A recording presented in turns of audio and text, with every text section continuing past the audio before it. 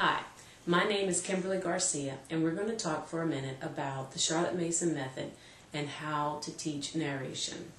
Okay, narration is basically the act of retelling, and that is when you are teaching a child how to write.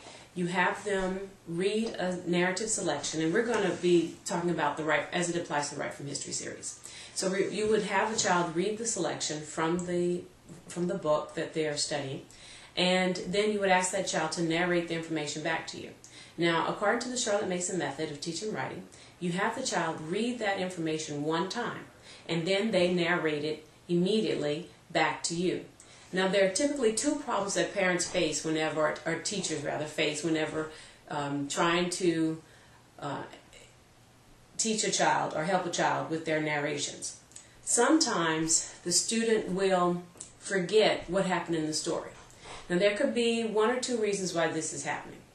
Now, if the student is reading information for themselves, then the reason that they're probably forgetting what happened in the story is because when they're reading words, or they may even be reading sentences, but they're not reading for content or for information. So all of their attention and focus is on the actual words themselves. And so they're having a difficult time being able to tell you the information because they're simply not paying attention to it.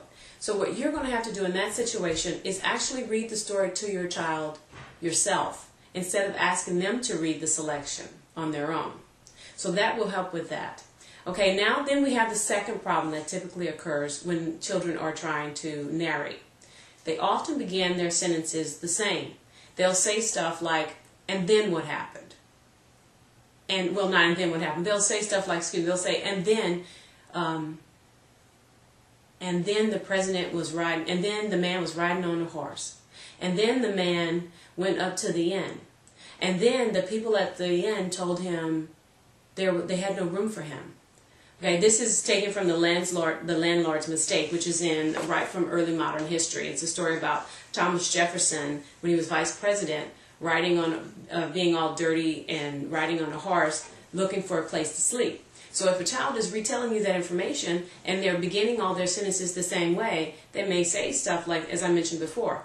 So the man was riding on a horse, and then he was all covered with mud and dirt, and then he knocked on the door, and then the landlord opened the door, and then when the landlord, so you can see, when a student does that, it doesn't sound good. It's not the way we want them to narrate. It's not how narration is supposed to sound. Now, I've been thinking about this for years, and it's one of the problems that I've faced in my process of teaching my children.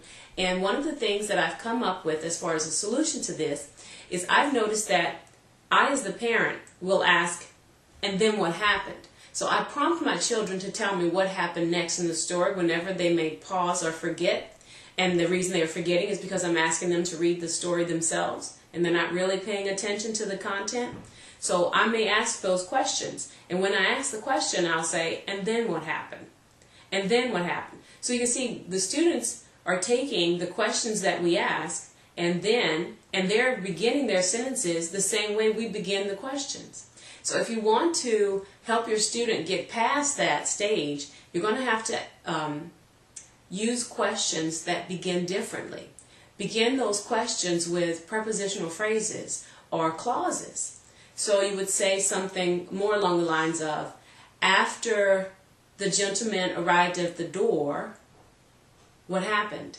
So then the student would be more inclined, you may have to train them in this, to say, after the gentleman after the gentleman arrived at the door, the landlord opened the door. So you can see you can train your student to actually begin those sentences differently, but it's going to require that you pay attention to how you're prompting them if they forget. So here's where you can actually use the first situation to help you with the second. If you read the narratives to your student, they're going to be more likely, especially if you read it with gusto, they're going to be more likely to remember the content. But if you have the student read the narratives for himself or herself, they may forget because they're not paying attention. In that case, you may have to prompt them. So if you want to practice helping your student begin sentences differently, then you can actually have them read the sentences themselves. Read the narratives themselves, and then you can prompt them and make sure you prompt with questions that begin with prepositional phrases or dependent clauses. And I really think that will help. I've actually seen it happen with my fourth child. I don't know that I believe that I intuitively did this with my older children, and it wasn't until I realized how I was adjusting and adapting my teaching to my children that I began to practice it more deliberately. So again, this is narration according to the Charlotte Mason method. It's just a little trick to help you and your student make narration or the process of narration more successful. So if you want to reach us, if you have any questions or comments, feel free to contact us at www.writefromhistory.com. That's write as in W-R-I-T-E. www.writefromhistory.com. And thanks.